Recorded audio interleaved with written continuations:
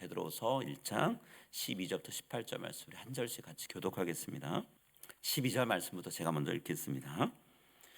그러므로 너희가 이것을 알고 이미 있는 진리에 서 있으나 내가 항상 너에게 생각나게 하려 하노라. 내가 이 장막에 있을 동안에 너희를 일깨워 생각나게 함이 옳은 줄로 여기노니 이는 우리 주 예수 그리스도께서 내게 지시하신 것 같이 나도 나의 장막을 벗어날 것이 임박한 줄을 알미라. 내가 힘써 너희로 하여금 내가 떠난 후에라도 어느 때나 이런 것을 생각나게 하려 하노라.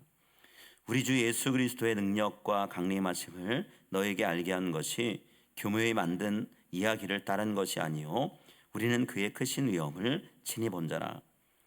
지극히 큰 영광 중에서 이러한 소리가 그에게 나기를 이는 내 사랑하는 아들이요 내 기뻐하는 자라 하실 때에 그가 하나님 아버지께 존귀와 영광을 받으셨느니라. 함께 읽겠습니다. 이 소리는 우리가 그와 함께 거룩한 산에 있을 때에 하늘로부터 난 것을 들은 것이라. 아멘. 이 시간에는 기억하라라는 제목으로 우리 같이 말씀 나눴으면 합니다. 여러분, 기억이란 건 우리가 과거에 어떤 일을 경험했거나 아니면 배웠던 것들을 머릿속에 혹은 우리의 마음속에 저장해 놨다가 다시 떠올려내는 걸 얘기하죠. 기억이란 건 그런 거잖아요. 그런데 이 기억이라는 것이 우리 머리에 있는 뇌가 손상이 되면 사라지죠. 부분적으로 사라지는 경우도 있고 아예 사라지는 경우도 있어요. 한 텔레비전 방송에 31살밖에 안 된 젊은 여자분이 나왔어요. 근데 이분이 여기 나와서 이제 자기의 이야기를 하고 싶어서 나온 건데요. 단기 기억 상실에 걸린 이야기를 하는 거예요. 뇌 속에 해마라는 것이 있는데 이 해마가 손상이 되면서 기억이 이루어진 거예요. 근데 엄청나게 큰 사고를 당했다고 하는데 본인은 무슨 사고를 당했는지 모른대요. 그래서 이분이 방송에 나왔으니까 얘기하는 대상이 있을 거 아니에요. 그 프로그램을 인도하는 MC들이 혹시나 그 사고가 어떻게 일어났는지 혹은 어떤 일이 벌어졌는지 주변 사람들한테 들은 게 있느냐 그랬는데 주변 사람들이 어느 누구도 얘기를 안 해준대요.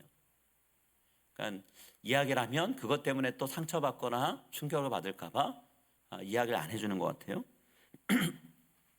근데 그 사고 이후로 본인이 들은 거, 경험한 거 이런 것들을 너무나 쉽게 잊어버린다는 거예요. 그래서 얼마나 빨리 잊어버리냐 그랬더니 즐거운 일, 기분 좋은 일은 오래 가면 하루 이틀 정도 간대요.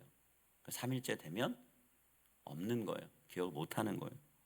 불쾌한 일, 힘든 일은 1시간 정도 지나면 머릿속에서 지우개를 지운 것처럼 싹 사라진대요. 그래서 정말 중요한 약속을 하거나 뭔가 해야 될 일이 있을 때 어쨌든 기억을 해야 되잖아요. 그러니까 자기가 했던 일 혹은 해야 될 일에 대해서 메모를 늘 한다는 거예요. 근데 여러분 생각해 보세요. 메모를 하는 것도 쉬운 일이 아니지만 메모한 것들을 들여다보고 다시 떠올리는 것도 쉬운 일이 아니잖아요. 그러다 보니까 매일 사는 게 긴장이 들고 스트레스가 쌓인다는 거예요. 근데 긴장하고 스트레스가 쌓이다 보니까 자기 마음이 약해지는 거예요. 그래서 그냥 특별한 일이 없는데도 그냥 하루를 지내다가 자기도 모르게 슬퍼져가지고 눈물이 왈칵 쏟아진다는 거예요. 어떤 때는 내가 왜 이러고 있나 생각이 드니까 또 그게 힘든 거예요. 그래서 또 울고. 여러분, 기억을 잃어버린다는 건 때로는 우리가 잊고 싶은 것을 잊는 것은 좋은 일이 될 수도 있지만 놓쳐선 안 되고 꼭 기억하고 싶은 것인데 그것이 내게서 사라진다, 잃어버려진다는 건 우리한테 슬픈 일이고 괴로운 일이죠. 모든 걸 다 잊는 게 좋은 건 아니잖아요. 사랑하는 사람들하고 나눴던 대화, 또 그들과 함께 했던 추억들이 사라진다고 생각해 보세요. 쉽게 얘기하면 나의 과거가 점점 사라진다고 생각해 보세요. 내가 살아왔던 삶의 흔적들이 내 마음속에, 내 기억 속에 사라진다. 여러분, 내 기억이 사라진다는 건 달리 얘기하면 내가 사라진다는 얘기가 될 수 있는 거잖아요. 나라는 존재가 어떻게 살아왔는가를 나는 모르는 거잖아요. 여러분, 기억이라고 하는 건 우리한테 내 삶이 그동안 가치 있게 이루어져 왔다는 걸 일깨워주기도 하고 내 삶이 충분히 아름다웠다는 것을 깨닫게 해주는 그런 도구가 되잖아요. 오늘 베드로가 편지를 쓰면서 성도들에게 이 기억에 대한 이야기를 해요. 우리가 잃어버리지 않고 기억해야 될 것들이 있습니다. 그래서 여러분께 그 기억해야 될 것에 대한 이야기를 좀 하려고 합니다라고 얘기를 하죠. 근데 편지를 쓰면서 베드로가 이 기억해야 되는 것에 대해서 절실한 마음으로 쓰는 이유 중에 하나는 본인이 이제 죽음을 맞이할 때가 얼마 남지 않았다는 것을 알기 때문에 더 이상 성도들에게 이야기해 줄 게 있어도 말해줄 수 없는 때가 온다라는 것을 알기 때문에 이 사랑하는 사람들이 앞으로도 계속해서 예수님 잘 믿고 올곧게 신앙의 길을 걸어가길 바라는데 당부하는 말을 하는 순간도 이제 얼마 남지 않았다는 걸 생각하니까 아쉬운 마음이 드는 거예요. 그래서 이 오늘 편지의 내용을 쓰고 있다는 거예요. 안타까운 마음으로 절박한 심정으로 성도들에게 내가 이제까지 여러분에게 반복해서 얘기했지만 또 한 번 다시 강조하기 위해서 반복해서 이 한마디를 합니다라고 얘기를 하고 있어요. 자, 12절과 13절에 베드로가 편지의 내용에 쓴 내용이 그런 거죠. 그러므로 너희가 이것을 알고 이미 있는 진리에 서 있으나 내가 항상 너희에게 생각나게 하려 하노라. 내가 이 장막에 있을 동안에 너희를 일깨워 생각나게 함이 옳은 줄로 여기노라. 내가 이 장막에 있을 동안이란 말에서 장막이 뭘 얘기할까요? 본인의 몸이요. 내가 아직 이 육신을 갖고 살아있는 동안 내가 여러분께 생각나게 하고 싶은 것이 있습니다 라고 얘기하는 거예요. 생각나게 한다. 다시 얘기하면 기억나게 하고 싶은 것이 있다라고 반복해서 얘기해요. 12절에 한 번, 13절에 한 번, 그리고 15절에 한 번 나오죠. 생각나게 한다는 표현을 반복하고 있어요. 자, 12절에서는 너희에게 생각나게 하노라 라고 얘기를 해요. 그리고 13절에서 뭐라고 얘기하죠? 생각나게 함이 라는 표현을 씁니다. 또 15절에서 생각나게 하려 하노라. 그냥 쉽게 얘기하면 여러분이 기억하길 원합니다 라는 거예요. 여러분이 기억할 수밖에 없도록 만들고 싶습니다. 그런 의미인 거죠. 근데 베드로가 지금 기억하게 하려고 하고 생각나게 하려고 하는 것이 이미 성도들에게 알려졌다 이렇게 얘기해요. 그래서 이것이란 표현을 썼거든요. 이것을 여러분이 알고 있습니다 이렇게 얘기해요. 베드로가 얘기하는 이것은 뭘까요? 이것. 여러분 이것은 지시대명사잖아요. 그럼 뭔가 앞에 얘기했다는 얘기죠. 앞에서 베드로가 가장 강조해서 얘기했던 게 뭐였나요? 하나님이 주신 성품, 신성한 성품에 대한 얘기했죠. 그리고 그 신성한 성품을 계속해서 우리의 삶에 채워가면서 점점 성숙해지는 삶에 대한 얘기를 했잖아요. 그래서 베드로가 말하려고 하는 이것은 신성한 성품, 그리고 그 신성한 성품을 점점 더 내게 더해가면서 가는 삶, 이걸 얘기하는 거예요. 하나님 나라 이를 때까지 성도들이 예수님과 같은 성숙한 인격을 갖추고 끝까지 살아가길 바란다 이 얘기했는데 그것을 성도들이 잊지 않고 기억하고 그렇게 살아가길 바란다는 거예요. 서로를 사랑으로 대하고 서로를 향해서 참아주고 인내해줄 수 있고 절제해줄 수 있고 서로를 세워주는 덕을 세우는 사람으로 살아가는 것들, 이런 것들 얘기하는 거죠. 그래서 성도의 삶이, 또 성도들이 모인 교회 공동체의 삶이 이 세상의 소망이 되기 위해서 오신 예수님을 드러내는 아름다운 모습이 되기를 바란다라고 얘기하는 거예요. 여러분 이 부탁은 교회 공동체가 앞으로 계속해서 존재할 수 있느냐 없느냐라는 것을 결정짓는 중요한 요소가 되고요. 더 나아가서는 교회가 존재하긴 하는데 제대로 된 사명을 감당할 수 있느냐 못하느냐 이것과도 연결되는 일이에요. 교회가 거룩한 성품, 신성한 성품을 가진 사람들이 모인 곳이 되느냐 아니면 그런 것들엔 관심도 없고 그런 것들과 반대의 삶을 사는 사람들이 모여 있느냐는 앞으로 교회가 어떤 역할을 할 것인가를 결정짓는다는 거죠. 여러분 신성한 성품을 갖추지 못한 성도들이 모인 교회는 일단은 스스로 무너지게 돼 있어요. 안에서 싸움이 나고 안에서 갈등을 빚다가 스스로 해산한다는 거예요. 설령 그런 교회가 버티고 있는다고 해도 그런 교회를 통해 그런 성도들을 통해서 교회는 선교와 전도를 제대로 할 수가 없어요. 주변 사람들이 미숙한 성도들이 말하는 거 행동하는 걸 보면서 교회로 가까이 나오기보다는 교회를 멀리하게 된다는 거예요. 베드로는 이걸 염려하고 있는 거예요. 그래서 성도들한테 내가 여러분한테 강조했던 8가지 믿음 위에 더져야 될 신성한 성품들 기억하십시오. 그리고 기억한 그 성품들을 여러분의 것으로 만드는 일에 힘쓰면서 살아가십시오 라고 얘기하는 거예요. 베드로는 자기가 죽은 다음에도 성도들이 배운 대로 그렇게 살아가길 바라면서 이 일종의 유언을 남기고 있다는 거죠. 14절 15절에 베드로는 본인이 남기는 것이 유언과 같다라는 그런 뉘앙스로 이야기하고 있어요. 우리 14절 15절 함께 읽겠습니다. 이는 우리 주 예수 그리스도께서 내게 지시하신 것 같이 나도 나의 장막을 벗어날 것이 임박한 줄을 알미라. 내가 힘써 너희로 하여금 내가 떠난 후에라도 어느 때나 이런 것을 생각나게 하려 하노라. 여러분, 베드로의 권면은 우리의 신앙생활에서 무엇이 중요한지, 어떤 것이 중요한지를 깨닫게 해줘요. 거룩한 성품을 우리가 기억하고 그것을 우리의 삶에 두고 사는 게 얼마나 중요한가를 우리가 생각해야 되는데요. 최근에 있었던 한 조사 결과가 이걸 우리한테 더욱더 좀 생생하게 각인시켜 주는데요. 라이프웨이 리서치에서 조사를 했어요. 미국 개신교인들 1000명을 조사했습니다. 교회를 옮기는 이유가 있는지 물어봤어요. 첫 번째 질문은 교회를 옮겨봤느냐라는 얘기겠죠. 그 다음은 왜 옮기게 됐냐, 이유를 물었을 거고요. 그 다음은 또 옮겼다면 어떤 근거로 교회를 선택하고 옮기게 됐냐, 이런 얘기인데, 그 중에서 저는 여러분께 이 교회를 옮긴 분들이 교회를 옮기게 된 주요 이유들이 여러 가지가 있는데요. 크게 5가지가 주요 이유예요. 근데 그 5가지 중에 하나가 뭐냐면 교회에 대해서 환멸을 느껴서 옮겼다라는 얘기예요. 교회가 싫어서라고 표현할 수도 있는데 교회 환멸을 느껴서라는 좀 더 센 표현이 이 조사 결과에 나와 있는데요. 쉽게 얘기하면 교회 생활이 이제 싫어졌고 다른 성도들 마주하는 게 힘들어져서 이제 더 이상 이 교회 나오고 싶지 않다. 그래서 갔다라는 거예요.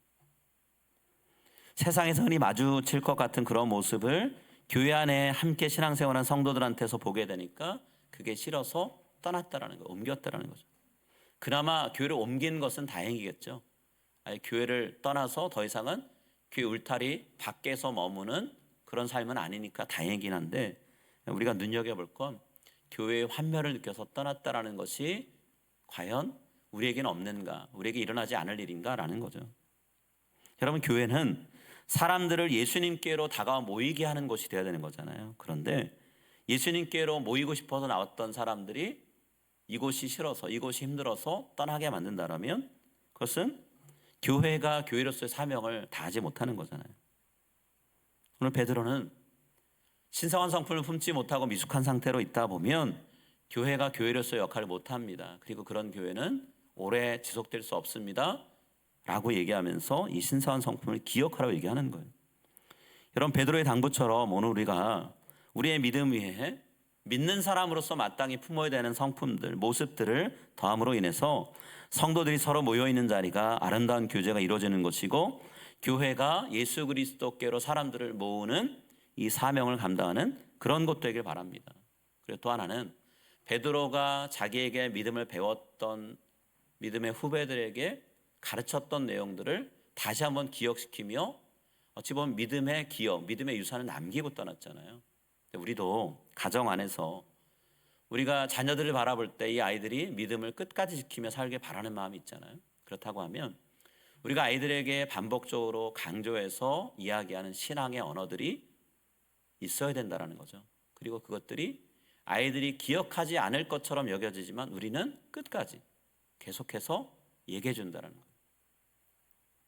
제가 종종 성도님들하고 말씀 나누다 보면 특히나 연세 많으신 성도님들 그런 얘기 하세요.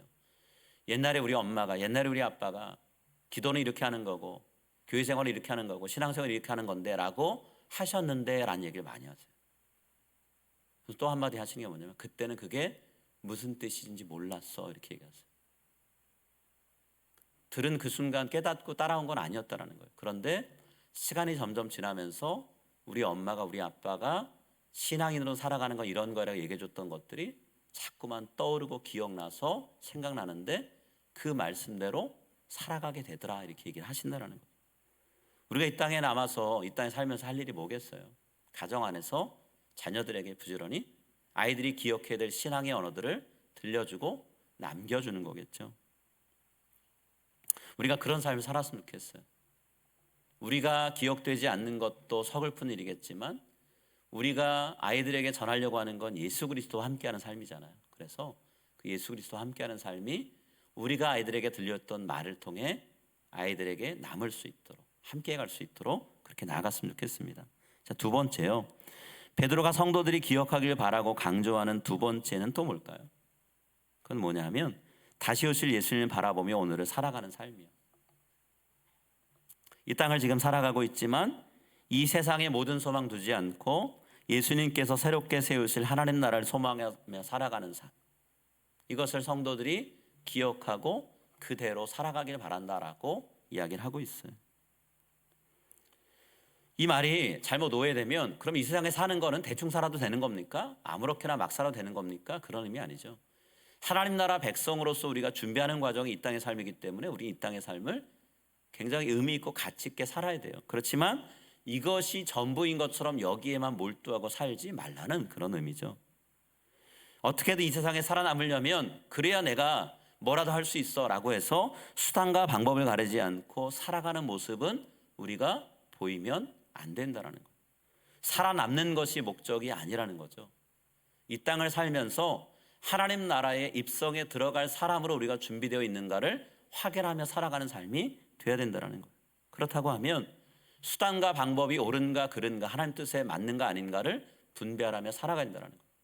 그럼 때로는 내가 이용할 수 있는 수단이 있지만 하나님의 뜻에 어긋나지 않기 때문에 그것을 사용하지 않아서 내가 감수해야 될 손해가 있을 수도 있고 고통이 있을 수도 있는데 그것들을 하나님 안에서 인내하는 마음으로 하나님의 힘을 의지하면서 감당해 나가는 삶도 필요하다는 거죠.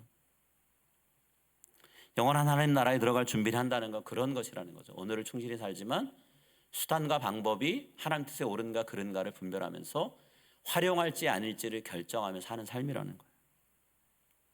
그러려고 하면 예수님께서 다시 오실 것이고 예수님이 다시 오시면 이 세상을 심판하시고 새로운 세상을 만드실 것이고 그 나라에 들어갈 사람과 들어가지 못할 사람을 구분하실 것이라는 이 사실을 우리가 분명히 이해하고 이것을 믿고 나아가는 게 필요하다는 거예요. 이 세상 이후에 또 다른 세상이 있다라는 그 믿음, 그 마음이 있어야 된다는 거죠. 근데 베드로가 살던 당시에 어떤 사람들, 거짓 교사라고 불리는 사람들은 예수님은 절대 다시 오지 않는다, 하나님 나라라는 것은 이루어질 수 없는 것이다 라고 이야기를 했다는 거예요. 이 세상 언제든지 변하지 않고 영원히 지속될 거다. 지금 봐라, 수백 년 수천 년 지나는 동안 뭐가 변했냐 라고 얘기하는 거예요. 마치 성경에 해 아래 새 것이 없다라는 말씀을 허무주의로 이끌고 가는 그런 말들을 하는 사람들이 있었다는 거예요. 베드로서 3장 3절과 4절 말씀에 그 거짓 교사들의 가르침이 기록되어 있죠. 먼저 이것을 알지니 말세에 조롱하는 자들이 와서 자기의 정욕을 따라 행하며 조롱하여 이르되 주께서 강림하신다는 약속이 어디 있느냐. 조상들이 잔 후로부터 만물이 처음 창조될 때와 같이 그냥 있다 하니. 우리 조상들이 하나님 나라에 대해서 이야기했지만 그 나라가 어디 이루어졌냐. 지난 시간 동안 달라진 거 없다라고 얘기하는 거예요. 그러면서 예수님의 재림을 믿는다고 하는 건 어리숙한 사람들이 하는 것이다, 이런 식으로 취급하는 사람들이 교회 안에 여기저기서 나타나더라는 거죠. 자, 이런 모습을 베드로가 바라보면서 깊은 우려의 마음을 품고 성도들에게 오늘 편지의 내용을 통해 권면하는 거예요. 자, 16절입니다. 우리 16절 같이 읽을게요.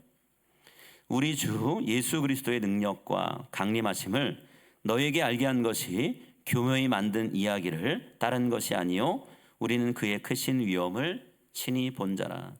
예수 그리스도의 능력과 강림하심이라는 것은 예수님께서 능력 있는 모습으로 강림하시는 것, 이렇게 이해할 수도 있어요. 붙여서 이해하시면 됩니다. 예수님께서 앞으로 나타나실 때에, 이 세상을 떠나실 때에 십자가에 달린 모습 아닌 부활하시고 승천하신 모습처럼 영광스러운 모습으로 다시 오실 것, 그리고 이 세상을 그분의 권세 아래 두시고 심판하실 것을 이야기한 것은, 너에게 알린 것은 교묘히 만든 이야기가 아니다 라고 얘기해요. 이 말은 교직 교사들은 예수님의 재림에 대해서 교묘히 만든 이야기다라고 매도하고 있다는 얘기예요. 여러분, 교묘히 만든 이야기라는 말의 뜻이 뭘까요? 이야기라는 단어, 무토이스라는 그리스 말인데요, 이 단어에서 영어 미스가 나왔어요. 미스, 신화. 그 의미가 크게 달라지지 않고 그대로 영어로 번역된 건데요, 이 당시 헬라 문화권에서 그리스 신들에 대해서 전통적으로 전해져 내려오는 전설적인 이야기를 나타낼 때 이 무토이스라는 단어를 썼어요. 그러니까 우리가 요새 신화라고 이해하는 것과 크게 다르지 않은 거예요. 사실에 근거하지 않은 이야기라는 거죠. 꾸며낸 이야기, 만들어낸 이야기라는 얘기예요. 여기다가 또 꾸미는 말을 썼어요. 교묘히 만든이라고 하는 단어까지 붙였어요. 이야기란 말 자체도 없는 일을 만들어낸 것이다라는 의미가 담겨 있을 수 있는데 교묘히 만들었다랍니다. 교묘히 만들었다는 말의 의미가 뭐냐면 근거 없는 이야기인데 듣는 사람이 굉장히 지혜로운 내용이 담겨 있는 것처럼 들리게 잘 꾸며서 하는 것, 이런 의미예요. 실상을 보면 아무것도 알맹이 없는 건데 포장을 잘 해가지고 뭔가 있는 것처럼 들리게 만들었다, 그런 의미예요. 거짓 교사들이 볼 때 주님의 재림은, 예수님의 재림은 절대로 일어나지 않을 일인데 사도들과 그의 동료들이 그럴듯한 말로 포장을 해서 전하다 보니까 사람들이 거기에 현혹돼서 마치 앞으로 당연히 반드시 일어날 일인 것처럼 그렇게 생각하고 있다. 근데 당신들은 지금 착각하고 있는 겁니다, 이렇게 얘기를 한다는 거예요. 자, 이런 일들이 교회 안에 일어나고 이런 가르침이 전파되는 거 보면서 베드로가 뭐라고 오늘 본문에서 얘기하나요? 예수님께서 그런 모습으로 오실 것을 우리는 미리 맛봤습니다, 얘기를. 예수님께서 영광스러운 모습으로 이 세상에 다시 오셔서 그분의 나라, 하나님의 나라를 세우실 거라는 걸 우리는 예상할 수 있는 경험을 한 사람들입니다라고 얘기하죠.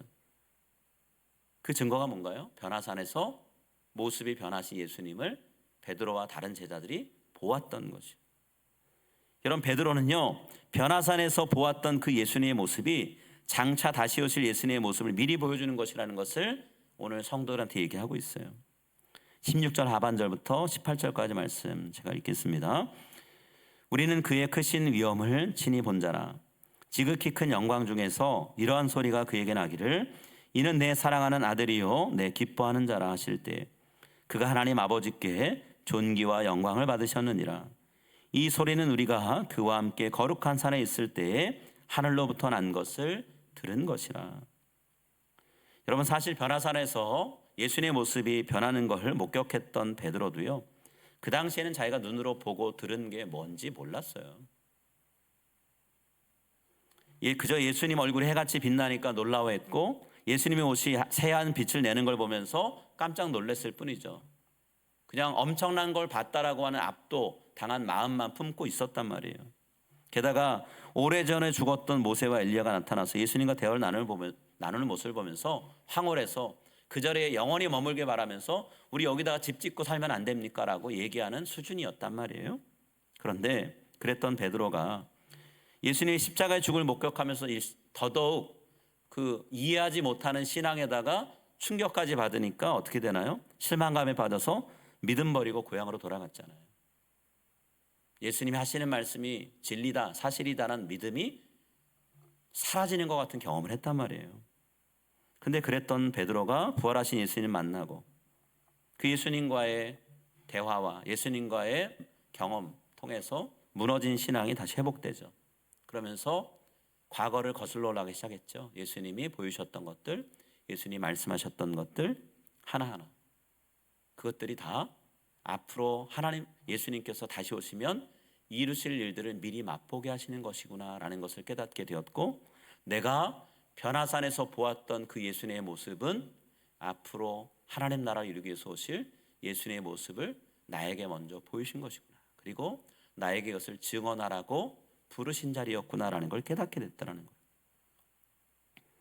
지금 베드로는 편지를 받는 성도들한테도 자신에게 일어났던 이 변화, 믿음이 생기는 이 일이 일어나길 바라면서 글을 쓰고 있는 거예요.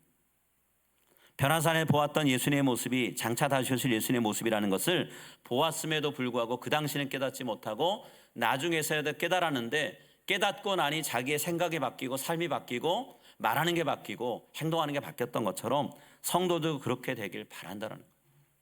예수님이 다시 오실 때에 그분이 우리를 어떻게 바라보실까를 생각하면서 오늘은 살아가는 삶이 되기를, 뒤늦게 후회하지 않고 예수님 오시는 그날 그분 앞에 정말 믿음의 길을 잘 걸어갔던 한 사람의 신앙인으로, 예수님의 종으로 서길 바라면서 이 말을 하고 있다는 거예요.